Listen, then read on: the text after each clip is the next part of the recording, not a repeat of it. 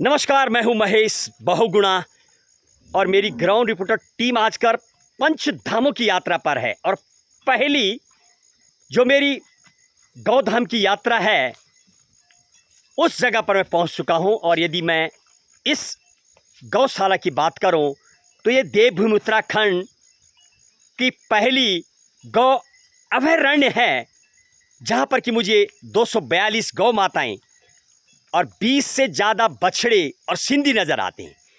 और अखिल भारतीय श्री हनुमान गौ सेवा ट्रस्ट चिन्याली सौड़ वालों की ये गौ अभयारण्य है। और जहाँ तक मैं इसकी बात करूँ, इसका जो मीनिंग होता है, यानी जहाँ गौवंश स्वच्छंद विचरण करें, बंधन में न बांधी जाए गाय, उसको गौ अभयारण्य बोला जाता है।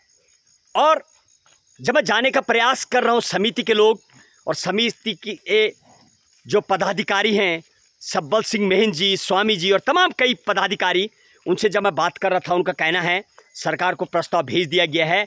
और इस तरीके से जो जंगलों में गाय रहती हैं, कहीं ना कहीं ये जंगल जब चूंघती हैं, वनों में जब चूंघने जाती है, तो ये गोबर भी करती हैं। और ये गोबर जो है खाद का काम करती है, पेड़ पौधे को पूरी खाद मिलती है।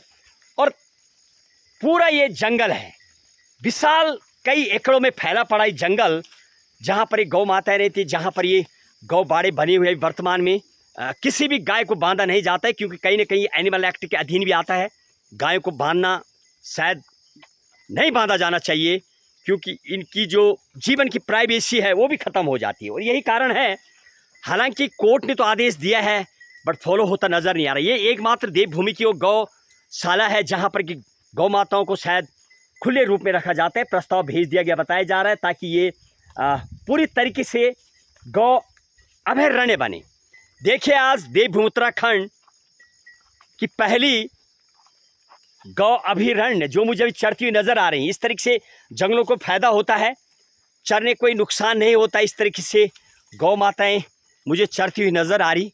कहीं ना कहीं एक गोबर भी मुझे जंगलों में नज़र आ रही है। देखिए, क्योंकि ये गोबर को बेचते नहीं है कोई, इनकी जो अखिल भारतीय श्री हनुमान गौ सेवा ट्रस्ट है, किसी रूप में यहाँ पर गाय की कोई धूप या किसी भी तरीके से उद्योग नहीं लगाया गया। ये देखिए, जंगलों में भरपूर मात्रा में गोबर मिलता है और इस गोबर से फ़ायदा होता है।